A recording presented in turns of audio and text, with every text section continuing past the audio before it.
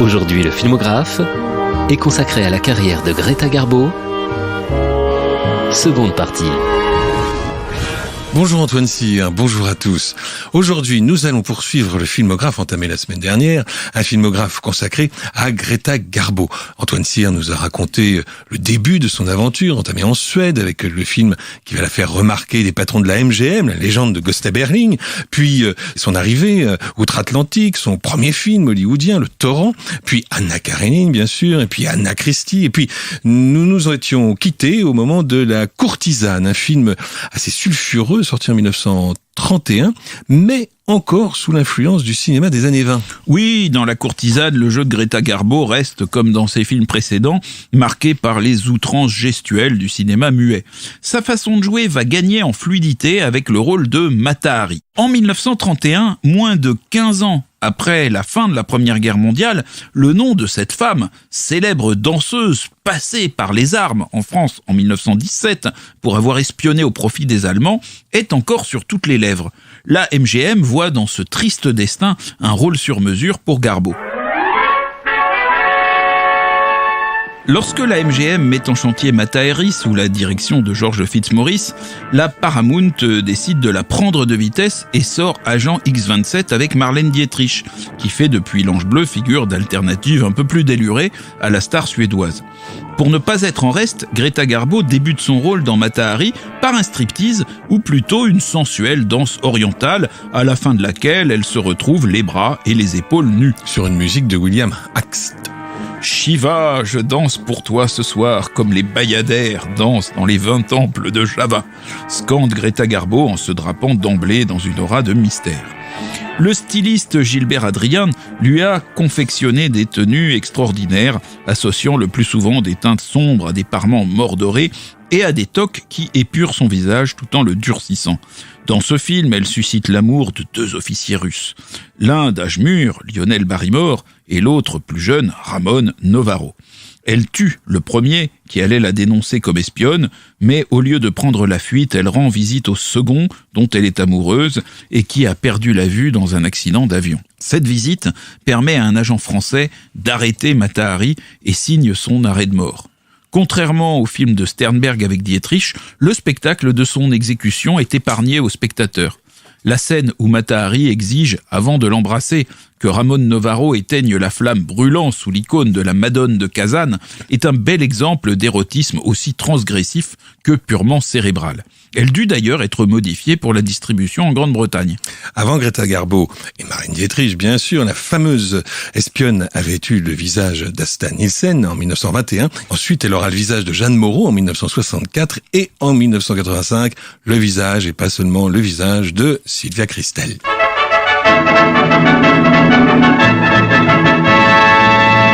En 1932, Greta Garbo incarne une ballerine russe déclinante qui trouve une consolation temporaire dans les bras d'un baron voleur de bijoux, John Barrymore, dans Grand Hôtel d'Edmund Goulding. Musique de Charles Maxwell.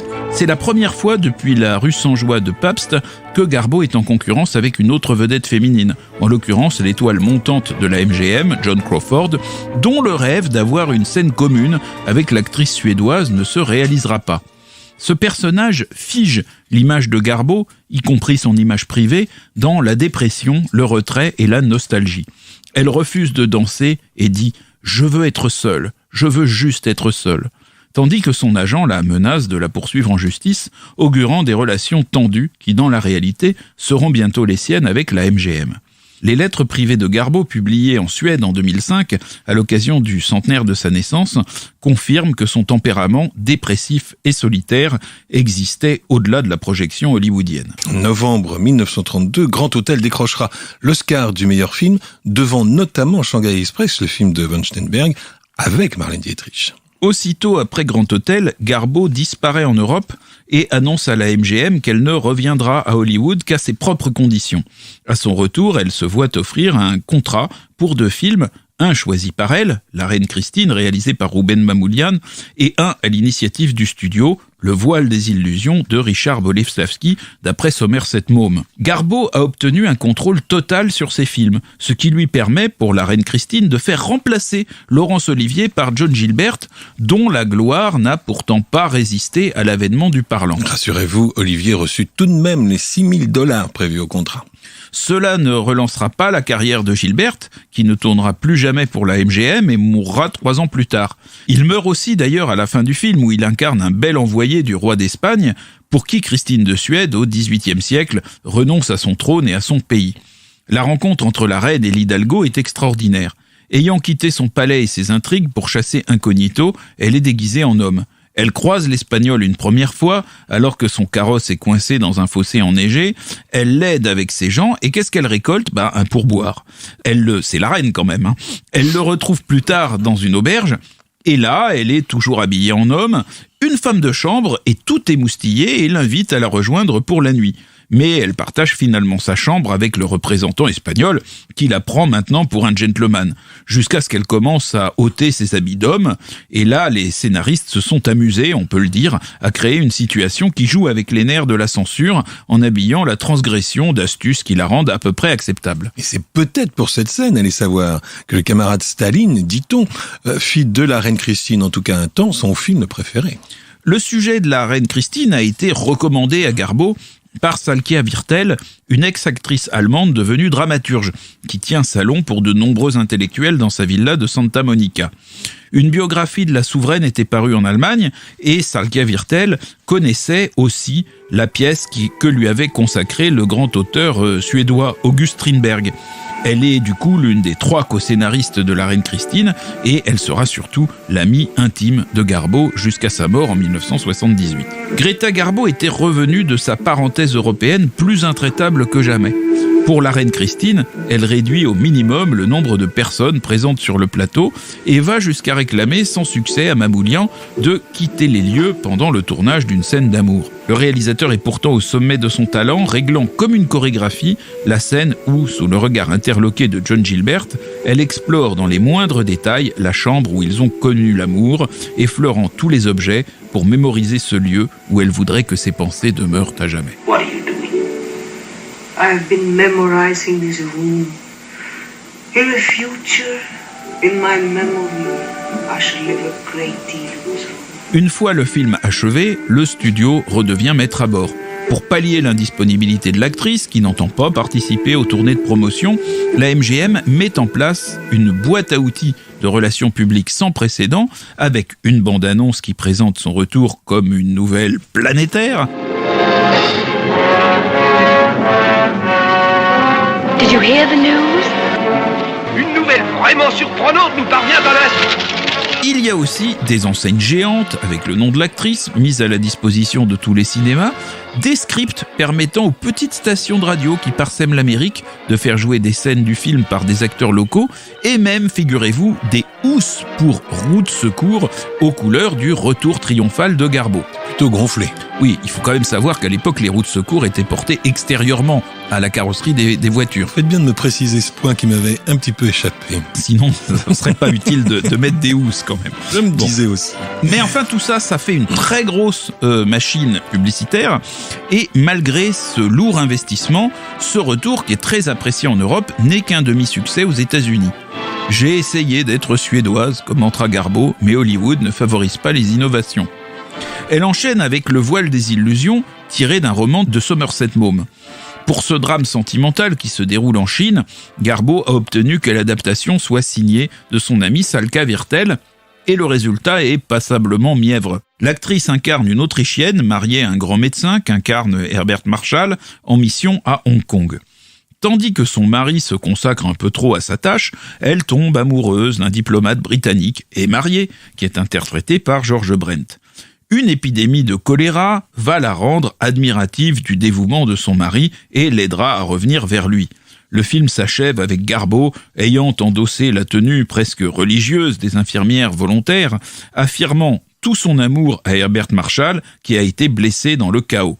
Le tournage fut agréable pour Garbeau, entre eux quand même 2 acteurs élégants, habitués à jouer les faire-valoir des stars féminines sans leur faire d'ombre. Pendant ce tournage d'ailleurs, Garbeau eut une brève idylle avec George Brent, qui comme elle, aimait la solitude et la discrétion. Sur la première image du générique, le nom de Garbeau apparaît en immense, sans son prénom. Mais le public n'est pas convaincu et boude le voile des illusions. Après 2 échecs consécutifs, l'état-major californien de la MGM est prêt à se séparer de Garbeau. Mais c'est la maison mère de New York qui va la repêcher en quelque sorte et trancher en sa faveur, renouvelant son contrat sur une base de $250,000 par film. En 1935, la MGM confie à Clarence Brown le soin de tourner une version parlante et hautement spectaculaire d'Anna Karénine. La reconstitution du cadre d'époque est méticuleuse, assez magnifique d'ailleurs. Ce film consacre la sortie de Greta Garbo des rôles de vamp ténébreuse. Pendant la spectaculaire mazurka, elle repousse les avances de Vronsky, interprété par Frédéric March, avec une espièglerie très grande, mais sans jamais franchir l'espace qui transformerait une jeune femme charmante et bien élevée en allumeuse hypocrite. Garbo ne rit pas encore beaucoup, mais elle sourit facilement et cette légèreté lui va bien. Enfin, légèreté. Tolstoï, ce n'est quand même pas Marivaux, et la tragédie tout de même attend au bout de la ligne de chemin de fer. Cette fois, pas question de fin alternative. Après qu'elle ait cédé à Vronsky, le dialogue fait dire à Anna Karénine « Nous serons punis pour avoir été aussi heureux ». Un véritable résumé de la morale culpabilisante du Code Hays. Tout le film est construit comme un mouvement d'horlogerie qui mène à la catastrophe finale. Les échanges d'Anna Karénine avec son austère mari, Basil Rathbone, sont particulièrement glaçants.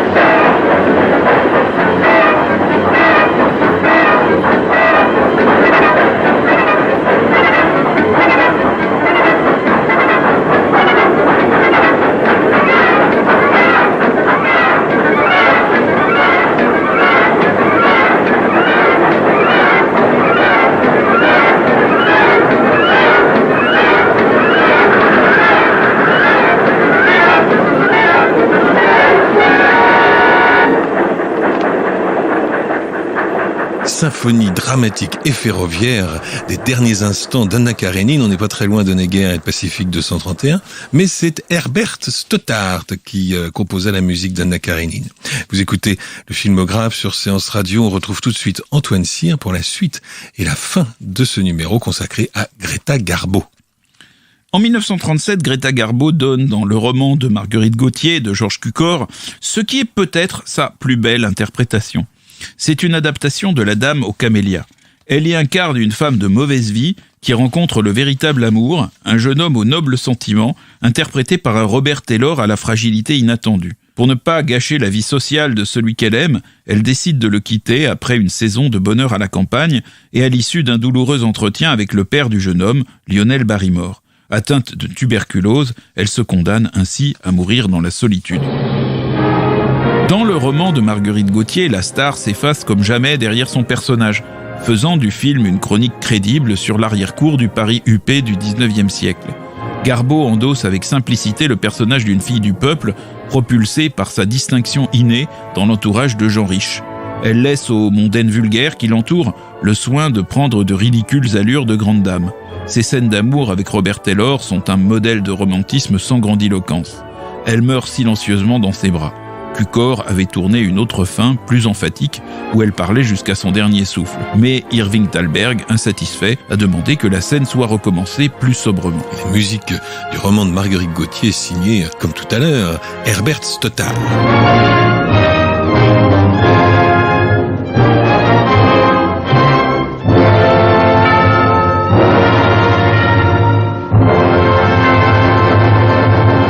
Ainsi trépassait Marguerite Gauthier. Pendant le tournage, Garbo continue à vivre dans l'isolement. Elle apprécie son partenaire, Robert Taylor, mais l'évite afin de réserver leurs effusions pour la caméra. Lors d'une visite d'Irving Thalberg sur le plateau, elle l'ignore aussi superbement.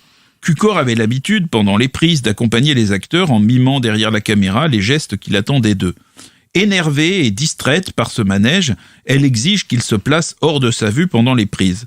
Pourtant, Cukor ne tarira pas d'éloges pour celle qui s'avère un matériau romantique inégalé. J'avais le sentiment que ce serait la rencontre parfaite entre une actrice et un rôle. Tel fut bien le cas. Le rôle de Marguerite Gauthier fut le dernier film supervisé par Irving Thalberg. Quelques jours avant sa mort, raconte Cukor dans une interview de 1978, le producteur visionna quelques rushs et s'exclama à propos de Garbo. « Elle est formidable. Elle n'a jamais été aussi excellente. » Et Cukor d'abonder 40 ans plus tard. Elle avait une sorte de gaieté dans ce film en particulier, une qualité sans contrainte qui fait défaut à beaucoup de ses autres prestations. Et d'ailleurs, avec ce rôle, Greta Garbo, pour la 3e fois, après Romance et après Anna Christine, était nommée à l'Oscar, mais comme Irene Dunne, comme Janet Gaynor et comme Barbara Stanwyck, cette année-là, elle a dû abandonner la statuette à l'Allemande Louise Rainer, qui l'avait déjà gagnée l'année précédente et qui, cette fois, avait fait l'unanimité pour son rôle d'esclave chinoise aux côtés de Paul Muni dans La Terre chinoise de Sidney Franklin. Voilà, un film où tant Louise Rainer que Paul Muni jouaient tout le film grimé en chinois. Absolument. Puisque tous les personnages du film sont chinois et que pratiquement aucun acteur du film n'est chinois. En plus.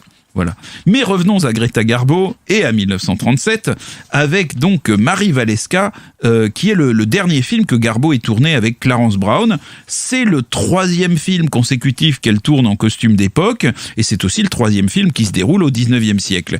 Il est consacré à la liaison adultère entre Napoléon et une jeune noble polonaise qui n'avait initialement cédé aux avances de l'empereur que pour mieux le convaincre de restaurer le royaume de Pologne.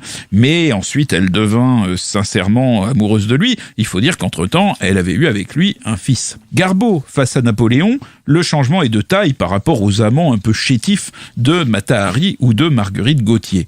Par chance, le plus célèbre français d'Hollywood, l'immense, le formidable Charles Boyer, présente une certaine ressemblance avec le monarque. Il obtient tout naturellement le rôle. Une fois recoiffé, et après avoir adopté des manières impatientes qui sont à l'opposé de sa légendaire suavité, Charles Boyer fait un Napoléon excellent. Jamais, sauf peut-être dans La Courtisane avec Clark Gable, Greta Garbo n'avait eu un partenaire ayant une personnalité aussi forte.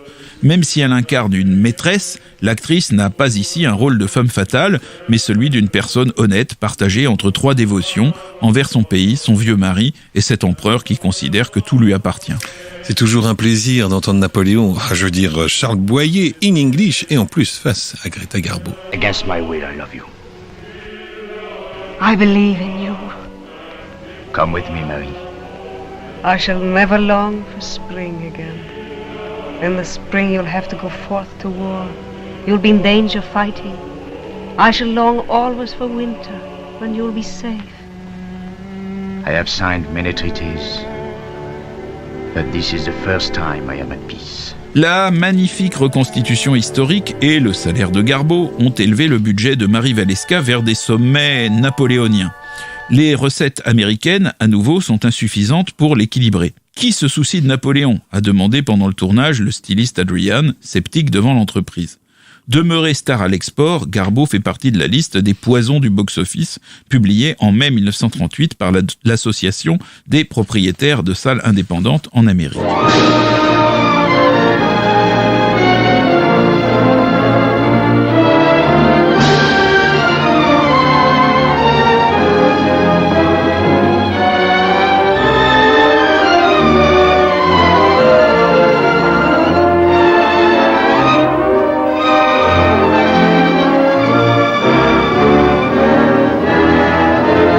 Réticent à se séparer d'elle, le studio met Greta Garbo entre les mains d'Ernst Lubitsch, le maître de la comédie, pour Ninotchka. Billy Wilder et Charles Brackett le secondent pour le scénario, qui est tiré d'une pièce hongroise. Du hongrois Melchior Lengyel, également auteur de la pièce qui donnera naissance 3 ans plus tard à To Be or Not To Be. Et comme la musique de To Be or Not To Be, celle de Ninotchka est signée Werner Eman. Tandis que les bruits de bottes se multiplient dans la réalité autour de la Pologne, Ninotchka est avant l'heure une comédie du rideau de fer. Garbo y incarne une envoyée du Parti communiste soviétique, chargée de ramener dans le droit chemin des camarades basés à Paris qui se sont laissés griser par la Dolce Vita capitaliste. Finalement, elle succombe aussi aux délices de la société de privilèges et au charme d'un de ses élégants représentants, Melvyn Douglas. elle aura cette réplique célèbre avec sa pointe d'accent qui demeure. Les pombes vont tomber, les civilisations s'effondrer, mais pas maintenant, laissez-nous un moment, soyons heureux.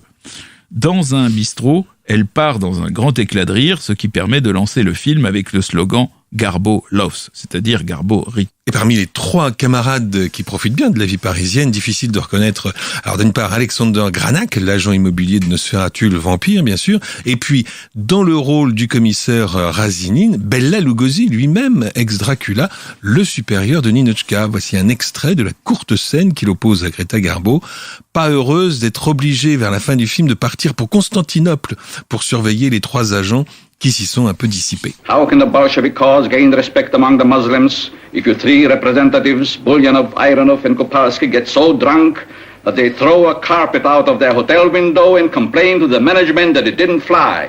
Are you sure this report's correct? Naturally, I want to verify it, and that's why I need you. You want me to go to Constantinople? Yes, leaving immediately. I appreciate your confidence in me, but I must ask you to entrust someone else with this mission.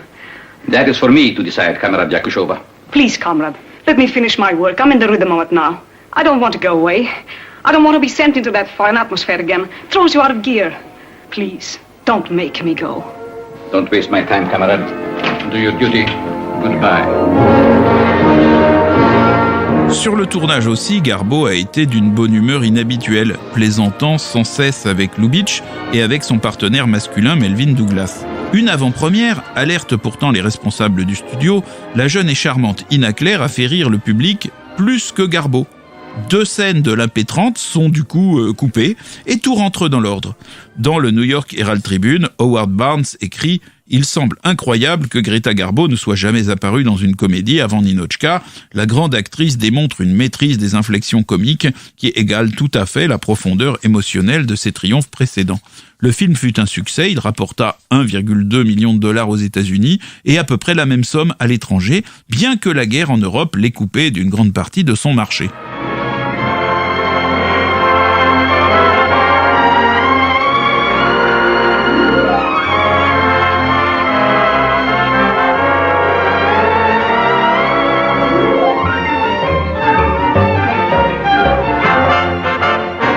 Pour La femme aux 2 visages, Greta Garbo retrouve en 1941 Georges Cukor dans le rôle d'une femme qui se fait passer pour sa propre sœur jumelle et transforme sa personnalité pour reconquérir son mari. Pour ce film, elle a accepté de réduire son salaire de 3/5. Et le Polonais Bronisław Kaper en avait composé la musique.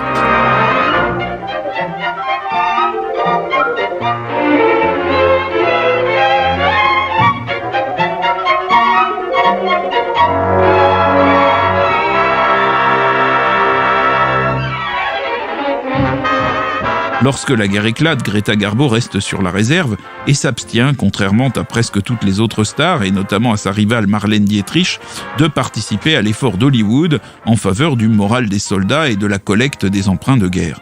Après plusieurs projets avortés jusqu'au début des années 60, elle vit désormais en recluse, totalement absente de la vie mondaine, de la presse et de la télévision. Elle s'éteindra en 1990 à l'âge de 84 ans sans avoir jamais refait surface autrement que par ses films. Merci Antoine. Le filmographe vous a été présenté par Antoine Cyr et Laurent Bourdon sur Séance Radio par BNP Paribas.